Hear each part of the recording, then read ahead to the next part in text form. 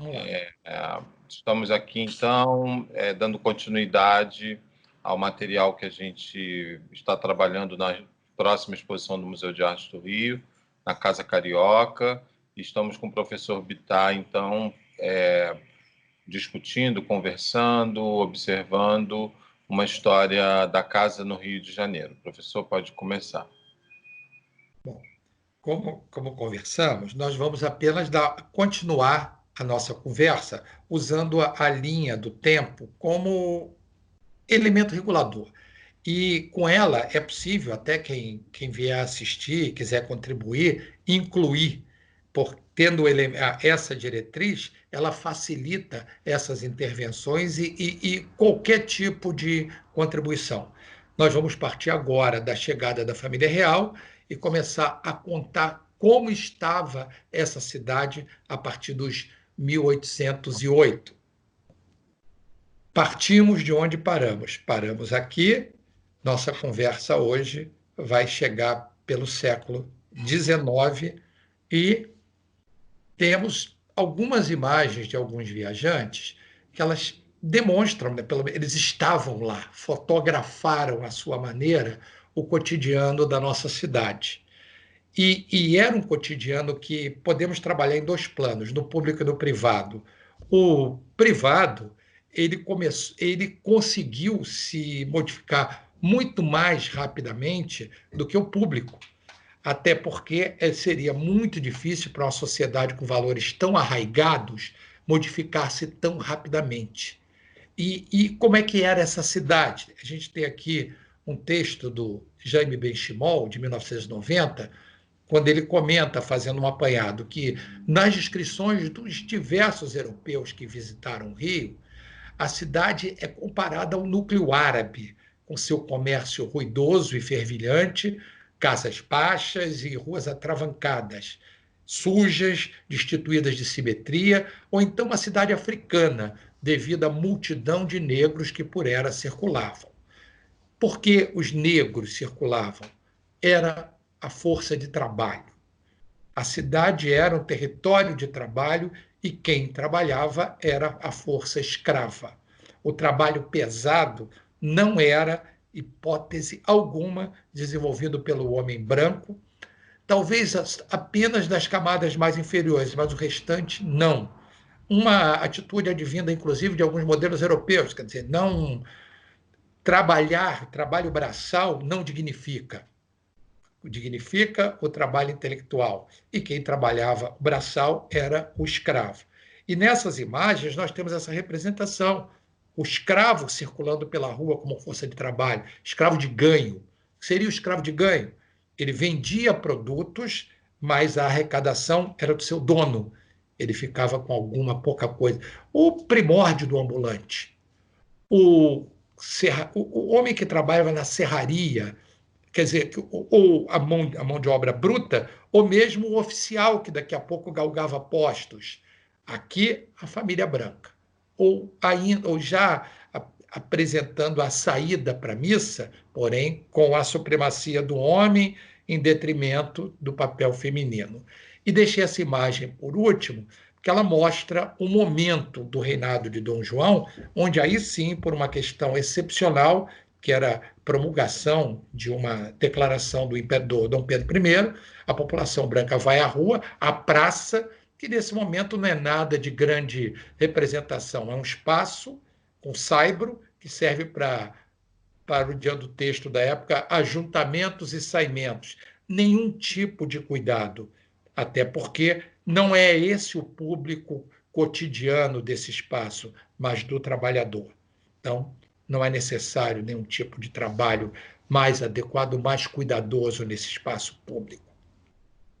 Aqui mesmo, podemos dizer que é o espaço principal da cidade, que é o Largo do Paço ou o Largo do Carmo, uma praça sem nenhum tratamento, ensaibrada, aqui em primeiro plano o chafariz, que reúne a população que capta da sua água.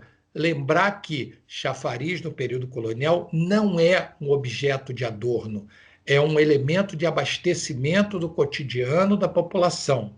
Aqui a população pega a sua água diária eventualmente aqui ela lava seus utensílios, aqui ela abastece, aqui ela vende refrescos. Então, é um equipamento indispensável, principalmente para uma cidade como o Rio de Janeiro, que não tem água abundante.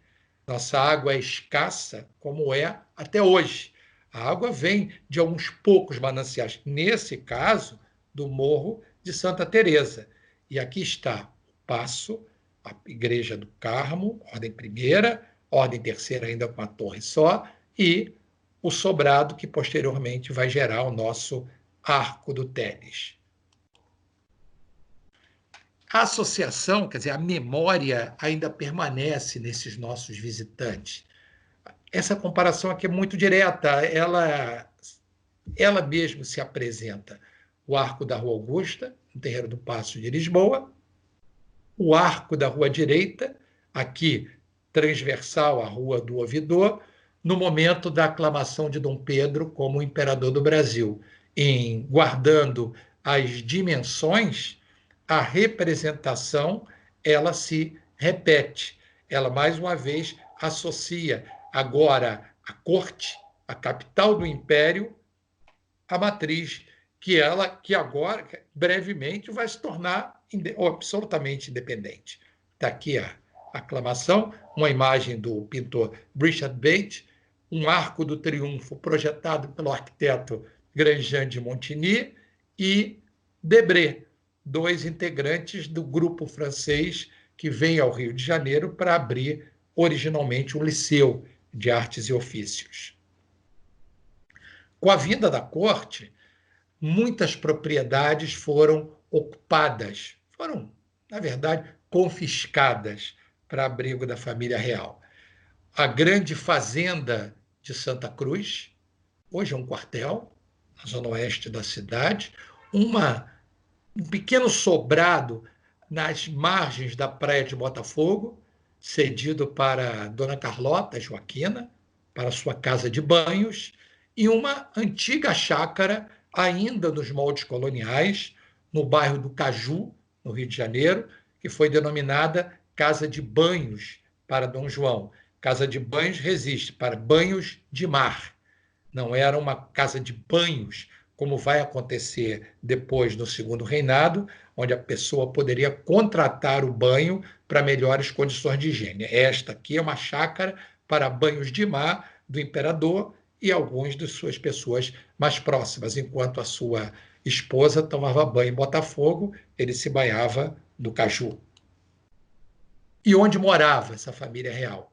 Numa pequena chácara, nessas imagens aqui do Debré, cedida por um comerciante chamado Elias Lopes, na Quinta da Boa Vista, hoje, que gradativamente a gente pode ver essa evolução. Um detalhe, esta imagem aqui embaixo não representa o palácio. Esse é o Palácio da Ajuda, em Portugal. Em cima, o Palácio da Quinta. Esse Palácio da Ajuda, a gente fizer uma comparação, ele acaba sendo esse aqui, uma identificação com o original português. Era uma casa de chácara que foi recebendo obras, até se tornar esse modelo no final do século XIX. Vale a pena aqui um comentário que a gente gostaria até de conversar, e que hoje, infelizmente, esse museu sofreu um incêndio até hoje, só tem uma cobertura, pouco se faz para recuperar o seu acervo. A ideia era Casa do Rei, e não foi isso, não foi a ideia minha, foi uma palestra que eu assisti, até um francês, quando ele chegou para a gente e disse: vocês também têm um Palácio de Versailles, que a situação é a mesma, o local de trabalho no centro, o Paço da Praça 15, e a moradia com a natureza pródiga em volta, a Quinta da Boa Vista. O mesmo tipo de divisão, de apreensão do que é a relação do centro de Paris e Versailles. E quando ele expôs isso para a gente, eu confesso que fiquei com muita vergonha, porque até então não havia pensado em tal hipótese tão clara. E a própria ideia de como nós, usuários, recebemos o museu, poucas vezes, salvo engano, quando eu visitei desde pequeno, eu recebi a informação fortalecendo a ideia que era a casa do rei. Não, era a casa dos dinossauros, que a gente iria olhar, verificar as múmias e os dinossauros. E nenhuma vez alguém dizia que Sua Majestade ou Suas Majestades moraram por quase 100 anos nesse palácio e nesse espaço que foi a Quinta da Boa Vista. E espero que agora haja um momento da sua reconstrução que, pelo menos, essa omissão seja parcialmente sanada. E a gente entenda que aqui também tivemos castelos onde moraram reis. Não que exalte a monarquia, simplesmente se valorize a história. Aqui, o que era? Uma chácara. Como era a ajuda que ganhou essa configuração? Uma ajuda eu tinha. A natureza pródica que atraía Dom João, não só farta descrição sobre isso, para cuidar dos seus pássaros, ver os seus jardins e se apropriar desse espaço que era em pequena elevação, com a vista deslumbrante e afastado do murmurinho da cidade. Nessa chegada, Dom João, algumas coisas, a gente falou ainda agora, na outra conversa, que chegava a modernidade. E essa modernidade, de fato, chegou em vários pontos. Tivemos a imprensa régia, tivemos a tentativa de criar um primeiro ensino superior, tivemos um jardim botânico, era o jardim de aclimação, para estudar plantas adequadas, enfim, casa de várias e bancos. E até é o próprio Dom João, 1815, 1816, que ele vai incumbir um de seus quase diplomatas na época que diplomata pensava e que tinha realmente boa receptividade no exterior, bem diferente de hoje, e esse Conde da Barca vai à Europa e consegue trazer para o Brasil um grupo de artistas franceses, denominado Missão Artística de 1816, termo com o qual eu não concordo. Não é uma missão, mas um grupo de profissionais habilitados que foi contratado para trabalhar no Brasil, abrir um liceu de artes e ofícios, que acabou não logrando êxito e que posteriormente iria se transformar na Academia Imperial de Belas Artes. Entre eles estava um arquiteto, Auguste Victor Grandjean de Montigny, que, segundo consta, pegou uma ruína, recuperou-a e sobre ela construiu a sua chácara, a sua casa de residência, que hoje fica nos terrenos da PUC do Rio de Janeiro, próximo ao Marquês de São Vicente. E quando alguém a coloca como representante do neoclassicismo, eu prefiro associá-la com a casa que já existia, as casas portuguesas, e que ele com certeza conhecia. Por que tal afirmativa? Ele trabalhava com Debré. E nas pinturas do Debré existe representação de casas com essa configuração. Então, não seria difícil para um arquiteto competente, como era o Grandjean, entender que uma casa como essa, com beiral, varanda, uma implantação ideal, pequena elevação, estaria muito mais adequada ao clima e à paisagem do que os palacetes neoclássicos com beirais escondidos, sem varandas, trazidos literalmente de um modelo europeu. Quando ele é contratado para fazer edifícios assim, ele o faz, como no caso a atual Casa França Brasil, que era a Praça do Comércio. Mas na sua casa ele demonstra que ele conhece clima, arquitetura, implantação, paisagem e a própria história do lugar, e faz esse exemplar.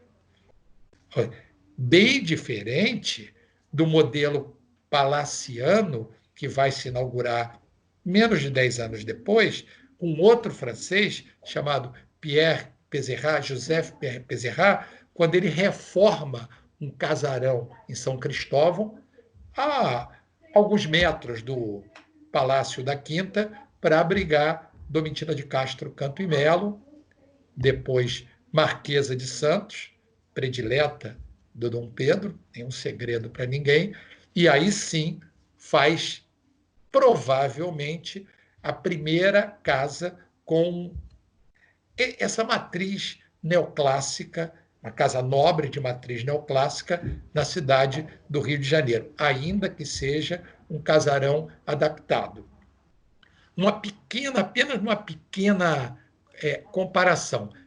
Beiral, grandes varandas, implantação em pequena elevação.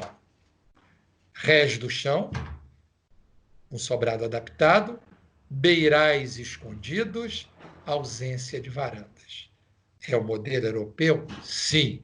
Adequado às nossas características? Não. Representa. Começa a ideia de um modelo para se fazer representar, pouco para se fazer funcionar. É uma casa com algumas novidades, principalmente no que diz respeito ao trato do interior, uma sofisticação que não era comum. Para a gente localizar, quem estiver vendo, temos aqui o pavimento térreo, o pavimento superior. Essa escada está aqui. Essa sala é essa aqui. E esse corpo elíptico, ele está aqui.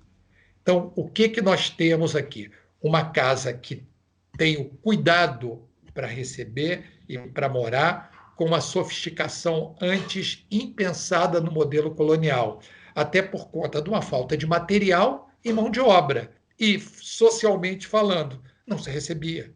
Então, qual o sentido de uma casa tão sofisticada para uma sociedade extremamente resistente ao ato de receber, de ter a sua privacidade invadida por algum estranho? Agora temos uma corte europeia no Rio de Janeiro. E, por exemplo, olhando a planta do pavimento superior, 3 salas, como aqui, que podem ser integradas para um evento, para uma festa. Se quisermos dar nome, aqui uma sala para refeições, um salão de dança e uma sala de música. Para dentro, 2 aposentos de permanência noturna e quartos de vestir. Aos fundos, a sala de refeição. A casa está toda resolvida aqui? Sim. A parte inferior, o pavimento térreo, é para trabalho dissociado do superior. O trabalho separado do morar. O trabalho para camadas mais baixas da população, a moradia para a elite. Esse corpo traseiro, que tem uma graça impressionante com essas escadas que se abraçam, ele está nitidamente influenciado pelos palacetes franceses, mas está na parte posterior dessa habitação. Voltando, essa habitação, ela realmente inaugura uma nova forma de compor uma fachada no Rio de Janeiro e, provavelmente, uma nova forma de se apropriar do espaço interno, considerando que há uma valorização do papel feminino. Nós podemos dizer que esta casa é melhor tratada porque agora é frequentada pelo feminino. Alguém diria, mas isso é um papel de colocar a mulher em segundo plano. Ainda é sim. Isso vai demorar algum tempo para que esse valor seja revisto. Nesse momento, ela começa a sair em público, começa a aparecer, começa a frequentar, lentamente adquirindo seu papel na sociedade. E, aproveitando esse papel da sociedade, a literatura, a música, a pintura associa a essa gradativa ocupação da mulher no espaço público de morar. Pode parecer uma contradição. Não, o espaço público de morar. Antes ela ficava restrita ao espaço privado de morar, composto pelo íntimo e pelo serviço. Agora ela começa a ter acesso ao espaço público da moradia. Por exemplo, salas como essa. Eu cometi uma licença aqui, porque esse edifício é o solar do Jambeiro, na nossa cidade vizinha de Niterói, que até através de atuações muito coerentes está conseguindo lidar mais com a pandemia do que a nossa vizinha capital, né? Conseguindo, mas é um dos melhores exemplos que ilustra a questão das chácaras que vão ser construídas a partir da segunda metade de 19. Essa aqui no Rio de Janeiro, em Santa Teresa, e aquele solar, né, chalé de Paquetá. Mas em todas essas casas há uma preocupação com o social, internamente, e externamente com a qualidade do acabamento.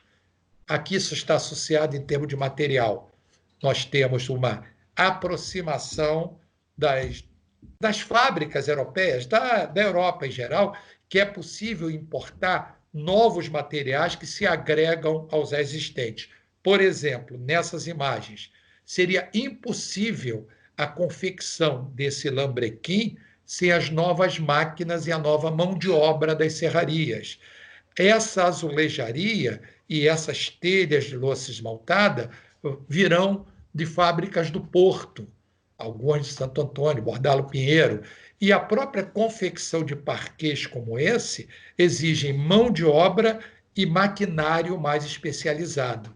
Então, estamos chegando mais produto, aperfeiçoando a mão de obra, melhorando as condições de habitar.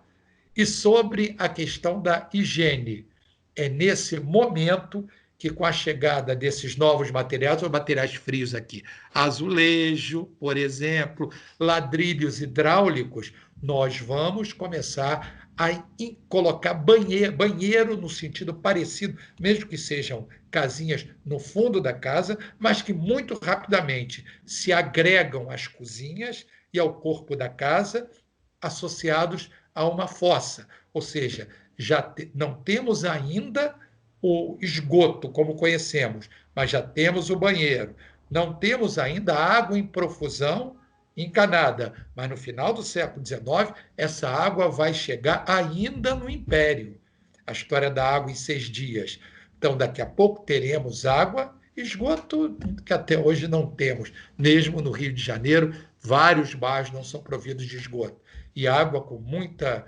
Até porque o Rio de Janeiro, cidade, não é autossuficiente em abastecimento de água. Mas, nesse momento, se começa uma preocupação por essa proximidade com a Europa. É nesse momento que surgem cemitérios. É nesse momento que tiram os sepultamentos de dentro das igrejas. Daqui a pouco vamos ter o gás de iluminação. Então, a partir de 50, principalmente segundo reinado, Dom Pedro assume 1841, quando a maioridade, e ele vai gradativamente ocupando seu espaço. É um homem muito informado, muito sensível a essas modificações, e daí essa aproximação e essa melhora da qualidade, até chegarmos às vilas higiênicas para a população mais pobre. Nós estamos melhorando as condições de saneamento. Da cidade em si ainda não, mas das casas, muitas delas começam a mudar, até casas da própria classe média.